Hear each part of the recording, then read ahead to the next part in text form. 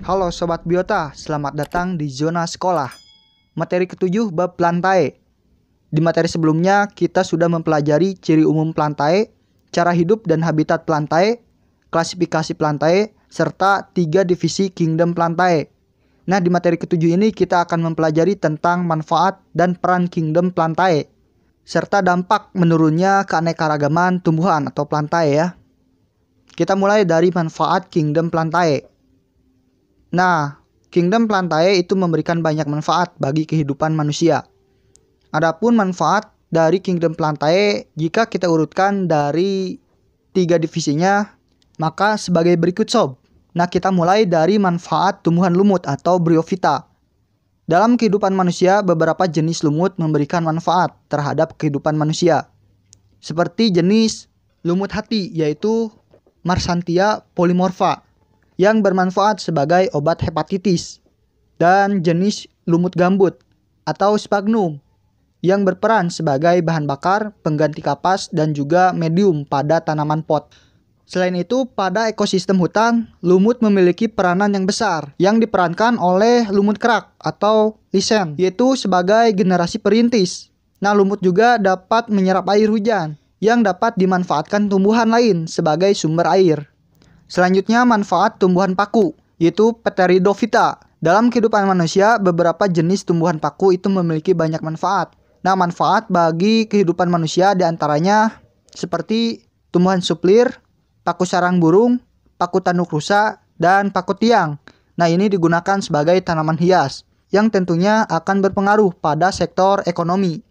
Terus, semangi. Semangi ini digunakan sebagai bahan makanan ya, sayuran.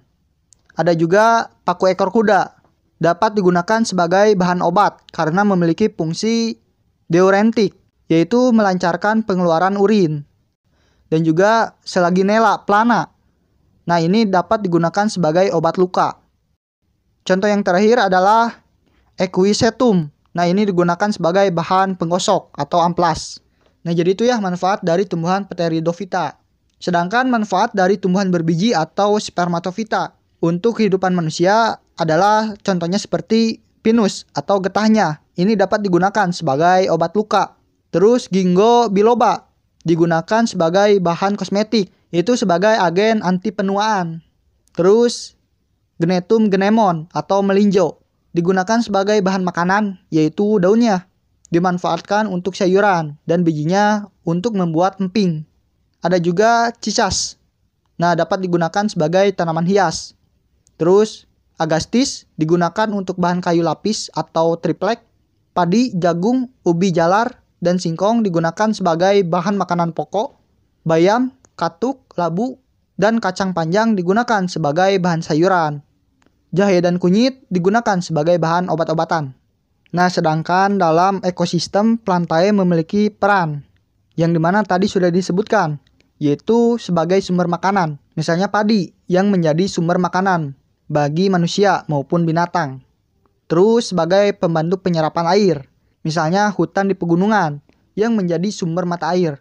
Nah, tumbuhan juga menjadi paru-paru dunia karena tumbuhan itu sumber dari oksigen. Selain itu juga sebagai penahan dari bencana, salah satunya erosi. Contohnya pada hutan bakau di pesisir pantai. Nah, adapun dampak apabila keanekaragaman hayati dari Plantae itu berkurang. Tapi sebelum itu, for your information sob, channel ini memiliki bab konten diantaranya zona sekolah, zona binatang, zona akuatik, zona tumbuhan, zona biobisnis, zona peliharaan, zona biotraveling. Channel ini dalam tahap pengembangan, maka akan sangat berharga bagi kami jika Sobat Biota semua membantu channel ini untuk berkembang, minimal dengan cara mensubscribe channel ini. Jadi, please for subscribe now. Yang pertama, kepunahan salah satu spesies hayati tertentu dari tumbuhan. Terus kekeringan. Nah, ini diakibatkan karena cadangan air di tanah itu semakin berkurang. Bencana alam, seperti contohnya banjir, karena sudah tidak ada lagi pepohonan yang dapat menyerap air hujan. Nah, longsor juga itu diakibatkan karena berkurangnya keanekaragaman hayati. Longsor diakibatkan salah satunya adalah di dalam tanah sudah tidak ada lagi penompangnya yang berupa akar-akaran dari pepohonan. Dampak negatif lainnya yaitu berkurangnya penyuplai oksigen. Karena tentunya pepohonan adalah sumber dari oksigen. Dan contoh yang terakhir adalah kenaikan air laut. Karena pepohonan bakau yang berada di pinggir pantai itu berkurang. Nah, mungkin hanya itu ya materi ketujuh dari bab pelantai ini. Tentunya masih banyak lagi manfaat, peran, dan juga dampak negatif jika keanekaragaman hayati pada pelantai atau tumbuhan itu berkurang. Semoga apa yang saya jelaskan bisa berfungsi dan hidup buat Sobat Biota semua. Jangan lupa tonton materi selanjutnya dan video pembelajaran lainnya. Jadi see you next video sob.